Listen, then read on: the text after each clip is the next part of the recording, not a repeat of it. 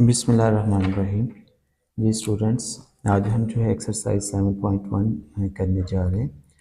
तो ये बहुत ही इजी एक्सरसाइज होती है, ख़ास तौर पे इसमें एमसीक्यूज़ के अंदर भी इसके क्वेश्चंस आ जाते हैं और सम टाइम ये जो हमारे पास क्वेश्चन नंबर 2 है तो इसमें से जो होता है शॉर्ट क्वेश्चन भी बन जाता है। तो बहुत ही ईजी सी एक्सरसाइज है और आप आसानी से इसमें से मार्क्स हासिल कर सकते हैं। तो आइए अब हम इसकी प्रैक्टिस करते हैं। तो जब हमने इस एक्सरसाइज को करना है तो इसमें ये देखिए 4 फैक्टोरियल दिया गया है। ये जो सिंबल दिया गया हमारे पास ये फैक्टोरियल को ज़ाहिर करता है। तो अब फैक्टोरियल क्या चीज़ होती है, आइए पहले उसको डिफ़ाइन कर लेते हैं, फिर उसके बाद जो है इसको स्टार्ट करते हैं एक्सरसाइज को। तो फैक्टोरियल का जो कंसेप्ट था वो हमारे पास क्रिश्चियन क्रैम्प ने दिया, ठीक है, क्रिश्चियन क्रैम्प ने दिया 1808 के अंदर, ठीक है, ये उसने कह दिया था। अब होती क्या, इसकी डेफिनेशन क्या होती है जी फैक्टोरियल की, let n be a positive integers, then product of n into n minus 1 into n minus 2 so on 3 into 2 into 1 is denoted by n factorial। इसको क्या कह देंगे, n फैक्टोरियल से जाहिर करेंगे, या हम इसको n फैक्टोरियल से इस तरह से जाहिर करेंगे। और रीड कैसे करेंगे इसको, n फैक्टोरियल। तो हम फैक्टोरियल को कैसे लिख सकते हैं कि n factorial is equal to n into next term जो होगी वो एक एक कम करते जाते हैं। n है, n में से 1 सब्ट्रैक्ट कर लिया, फिर उसमें से n में से 2 सब्ट्रैक्ट कर लिया and so on 3 into 2 into 1। तो ये इस तरह से हमने फैक्टोरियल को एक्सप्लेन कर देना है। अब याद रखें हमारे पास 0 फैक्टोरियल जो होता है, हम 0 का फैक्टोरियल लेंगे तो किसके इक्वल होता है, 1 के। ये प्रूव होता है। तो लेकिन आप लोग याद रखिएगा ये एमसीक्यूज़ के अंदर भी आ जाती है वैल्यू कि 0 फैक्टोरियल किसके इक्वल होगा, 1 के। यही फैक्टोरियल जो है अब यहाँ प्रैक्टिस करवाई गई है कि 1 फैक्टोरियल होगा तो वो 1 के इक्वल होगा। 2 होगा तो हम उसको कैसे लिखेंगे, 2 इंटू 1, तो आंसर क्या आ जाएगा हमारे पास 2। फिर 3 फैक्टोरियल हो तो इसको कैसे लिख सकते हैं हम लोग, 3 इंटू 2 इंटू 1 लिख सकते हैं, ठीक है। और इसको मल्टीप्लाई जब कर लेंगे तो आंसर क्या आ जाएगा हमारे पास 6। 4 फैक्टोरियल होगा तो हम इसको कैसे लिख सकते हैं, 4 इंटू 3 इंटू 2 इंटू 1। अब इन सब को मल्टीप्लाई करेंगे आपस में तो 24 आंसर आ जाएगा। इसी तरह से 5 फैक्टोरियल। तो याद रखें ये जो फैक्टोरियल होगा हम कैलकुलेटर के ज़रिए भी मालूम कर सकते हैं। तो ये देखिए ये हमें जो बटन नज़र आ रहा है फंक्शन, तो ये एक्स फैक्टोरियल, ठीक है। तो एक्स फैक्टोरियल मतलब ये है कि जैसे ही हमारे पास सपोज हम 4 फैक्टोरियल मालूम करना चाहते हैं तो हम यहाँ पे सबसे पहले 4 लिखेंगे, ये 4 लिख लिया हमने। उसके बाद हमने शिफ्ट प्रेस करना है और ये फैक्टोरियल वाला बटन प्रेस कर देंगे तो देखें 4 फैक्टोरियल लिखा हुआ आ गया। अब हम इक्वल प्रेस करेंगे, जब इक्वल प्रेस करेंगे तो हमारे पास आंसर क्या आ जाएगा, 24।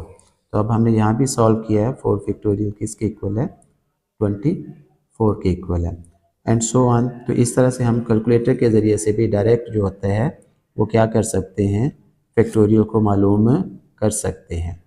तो आइए अब हम एक्सरसाइज की प्रैक्टिस करते हैं। एक्सरसाइज 7.1 बहुत इजी एक्सरसाइज है जिसमें हमने फैक्टोरियल जो है वो मालूम करना है। जी एक्सरसाइज नंबर 7.1। तो हमारे पास फर्स्ट क्वेश्चन है, जो फर्स्ट क्वेश्चन है उसमें उसने सॉल्व लिखा हुआ है और अब जो फर्स्ट पार्ट दिया गया है उसमें उसने कहा है कि 4 का फैक्टोरियल फाइंड करें। तो अब आपने जब हल करना है इसको, इस क्वेश्चन को जब हम हल करेंगे तो यहाँ सोल्यूशन आ जाएगा हमारे पास। कैसे करेंगे जी 4 फैक्टोरियल को, तो 4 फैक्टोरियल को हमने लिखना होता है 4 इंटू 3 इंटू 2 इंटू 1, इसको 1 फैक्टोरियल भी लिखा जा सकता है। तो अब इन सब को मल्टीप्लाई कर लें आपस में तो ये हमारे पास कितना आंसर आ जाएगा जब हम इनको मल्टीप्लाई करेंगे तो 24। देखिए कितना ही ईजी है। तो ये एमसीक्यूज़ के अंदर भी सवाल आया होता है, शॉर्ट में भी आ जाता है। तो आप देखिए कितनी आसानी से ये क्वेश्चन हल हो गया। इसी तरह से आप लोगों ने खुद प्रैक्टिस करते जाना है। अब ये देखिए इसका थर्ड पार्ट जो है वो 8 फैक्टोरियल ओवर क्या आ जाएगा, डिवाइडेड बाय 7 फैक्टोरियल। जी, इसको जब हम सॉल्व करेंगे तो हमारे पास क्या आएगा, हम पहले लिख लेंगे क्वेश्चन को 8 फैक्टोरियल डिवाइडेड बाय 7 फैक्टोरियल। अब इसको सॉल्व करें, हम 8 फैक्टोरियल को एक्सपेंड कर लेंगे, ठीक है।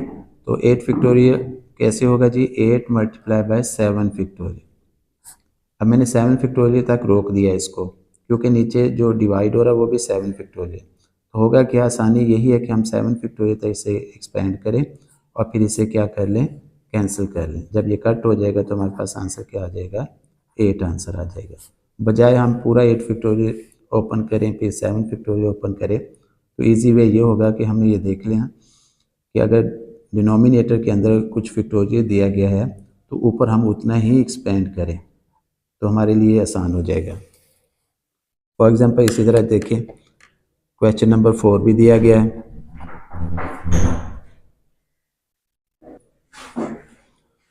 जी, क्वेश्चन नंबर 4 है हमारे पास 10 फैक्टोरियल ओवर क्या आ जाएगा 7 फैक्टोरियल। तो देखिए जब हम इसको सॉल्व करेंगे तो क्या होगा जी, हमारे पास 10 फैक्टोरियल डिवाइडेड बाय 7 फैक्टोरियल। तो इसको एक्सपेंड कर लेते हैं। अब देखिए 10 फैक्टोरियल को हम कहाँ तक एक्सपेंड करेंगे, 7 फैक्टोरियल तक। 10 इंटू 9 इंटू 8 और इंटू क्या आएगा 7 फैक्टोरियल, और डिवाइडेड बाय क्या है हमारे पास 7 फैक्टोरियल। तो क्या होगा, 7 फैक्टोरियल से 7 फैक्टोरियल कैंसिल हो जाएगा। जो रिमेनिंग बच गई वैल्यूज़ उनको हम क्या कर देंगे, मल्टीप्लाई कर देंगे। तो इनको आपस में मल्टीप्लाई करेंगे तो हमारे पास आंसर क्या आ जाएगा 720। ठीक हो गया जी। तो इसी तरह से बाकी क्वेश्चंस भी हैं इसके जी। अब ये हम कर लेते हैं, क्वेश्चन नंबर 8 सॉल्व कर लेते हैं। क्या गिवन है जी हमें, 11 फैक्टोरियल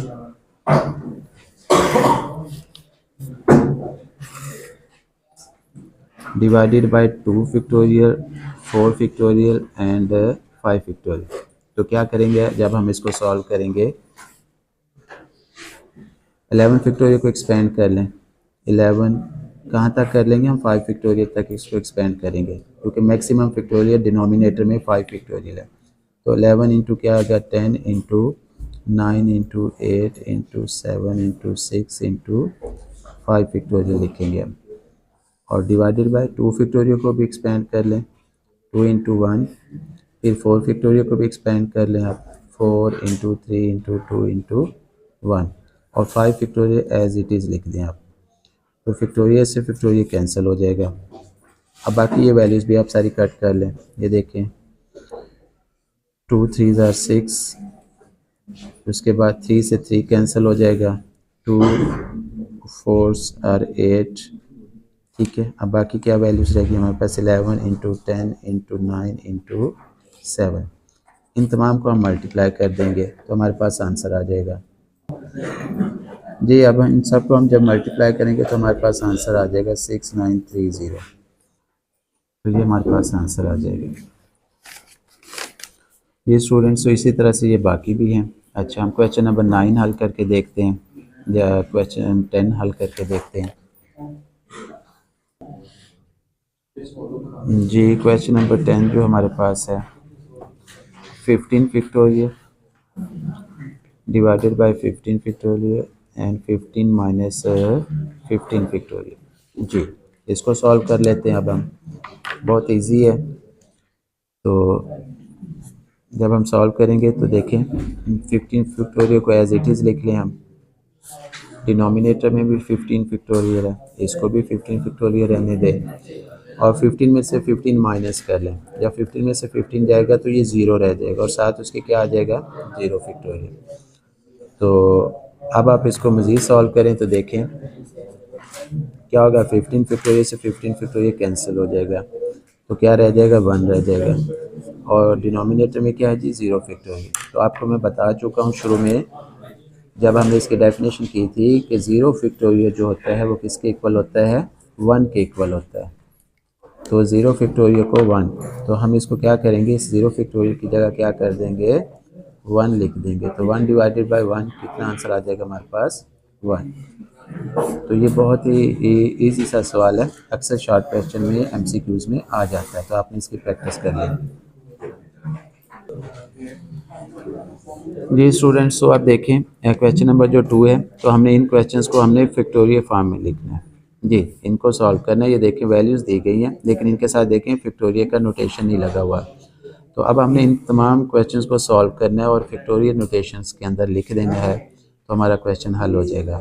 तो ये इस पार्ट के अंदर से शॉर्ट क्वेश्चन लाजमी बनता होता है। पेपर के अंदर अक्सर शॉर्ट क्वेश्चन आया हुआ है, ठीक है। एमसीक्यूज भी आ जाता है और शॉर्ट क्वेश्चन भी आता है, तो आपने इसकी लाजमी प्रैक्टिस करनी है और बहुत ईजी है। आइए अब हम इसकी प्रैक्टिस करते हैं।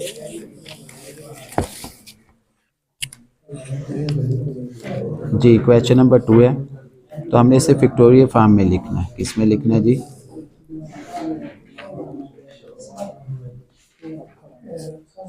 जी, अपने तमाम क्वेश्चंस को हल करके इनको फैक्टोरियल फॉर्म के अंदर लिखना है। तो हमारे पास फर्स्ट क्वेश्चन दिया गया, ये देखें 6 इंटू 5 इंटू 4 दिया गया। ये हमारा फर्स्ट क्वेश्चन है। इसको फैक्टोरियल नोटेशन में लेकर आना है। तो क्या करेंगे अब हम, जब हम सॉल्व करेंगे तो पहले तो क्वेश्चन को लिख लेंगे हम लोग जी। तो अब हम देखें, ये 6 इंटू 5 इंटू 4 है। अब हमने इसको फैक्टोरियल फॉर्म में लेकर आना है। तो कैसे लिखेंगे फैक्टोरियल फॉर्म के अंदर? हम ऐसे करेंगे कि ये देखें 4 पे ख़त्म हो रही, तो इसकी नेक्स्ट टर्म 3 आनी थी। क्या आनी चाहिए? 3। अब 3 ऐसे तो नहीं लिख सकते, हम उस 3 को फैक्टोरियल लिखेंगे। तो अब यहाँ पे हम लिख लेंगे multiply and dividing bye 3 factorial. यानी हम इस वैल्यूज़ को देखिए, नेक्स्ट टाइम इसके बाद 4 के बाद 3 आना था, तो 3 फैक्टोरियल को हम मल्टीप्लाई भी कर देंगे और डिवाइड भी कर देंगे। तो देखें क्या बनेगी सूरत हाल। 6 इंटू 5 इंटू 4 इंटू क्या आएगा? 3 फैक्टोरियल, और ये 3 फैक्टोरियल से ही हमने डिवाइड कर दिया। तो अब क्या होगा जब हम इसको क्लोज करेंगे, ठीक है, तो ये क्या बन जाएगी? ऊपर वाली वैल्यू बन जाएगी 6 फैक्टोरियल और नीचे वाली क्या बन जाएगी? 3 फैक्टोरियल। तो यही हमारी रिक्वायरमेंट थी कि हमने इसको फैक्टोरियल के फॉर्म में लिखना है। तो 6 इंटू 5 इंटू 4 को हम फैक्टोरियल फॉर्म में लिखेंगे तो क्या आ जाएगा हमारे पास? 6 फैक्टोरियल डिवाइडेड बाय 3 फैक्टोरियल। तो याद रखें, इसको जब सॉल्व करना होता है तो लास्ट टर्म को हमने देखना है कि आखिरी टर्म के बाद कौन सी टर्म आनी है। उसका फैक्टोरियल जो होगा वो हम मल्टीप्लाई और डिवाइड कर दिया करेंगे, और इस तरह ये फैक्टोरियल में कन्वर्ट हो जाया करेगी। नेक्स्ट क्वेश्चन करके देखते हैं।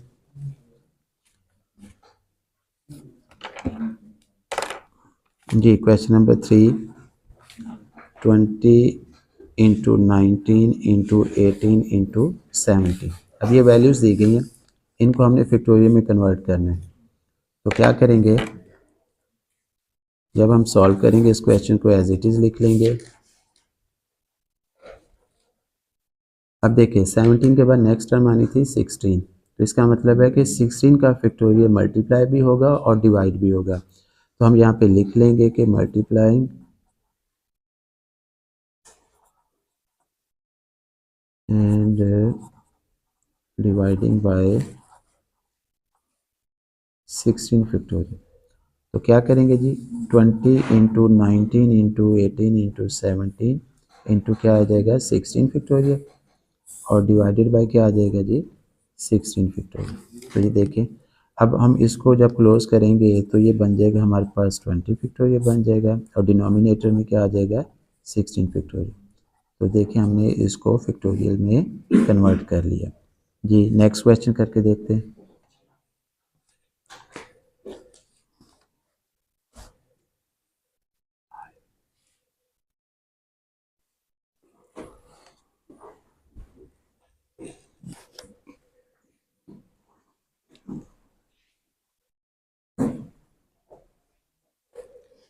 जी ये हमारे पास क्वेश्चन आ गया। तो अब हमने इसको फैक्टोरियल की शक्ल में लिखना है। तो जब हम इसको सॉल्व करेंगे, आप एज इट इज़ लिखें। अब देखें जी, नेक्स्ट टर्म देखें, 6 के बाद क्या आना चाहिए? तो नेक्स्ट टर्म 5 आनी चाहिए। तो हम क्या करेंगे कि इस पूरे क्वेश्चन को क्या करेंगे, हम multiplying and dividing by 5 factorial जी, पूरी वैल्यू को हम न्यूमिनेटर से भी 5 फैक्टोरियल से मल्टीप्लाई कर देंगे और डिवाइड भी कर देंगे। तो हमारे पास 8 इंटू 7 इंटू 6 इंटू क्या आ जाएगा 5 फैक्टोरियल और डिवाइडेड बाय 3 इंटू 2 इंटू 1 और 5 फैक्टोरियल। तो अब हम इसको क्लोज करते हैं, तो जो 8 फैक्टोरियल बन जाएगा ये हमारे पास, और डिनोमिनेटर में इसको क्लोज करेंगे तो ये 3 फैक्टोरियल और ये 5 फैक्टोरियल एज इट इज़ आ जाएगा। तो ये हमारे पास आंसर आ गया। ये स्टूडेंट्स, तो ये जो हमारे पास है क्वेश्चन नंबर 7, 8, 9 और 10, ये बहुत ही इंपॉर्टेंट है और अक्सर पेपर में है, इनकी तो आपने लाजमी प्रैक्टिस करनी है और बहुत इजी है ये। तो आइए अब हम क्वेश्चन नंबर 7 करते हैं।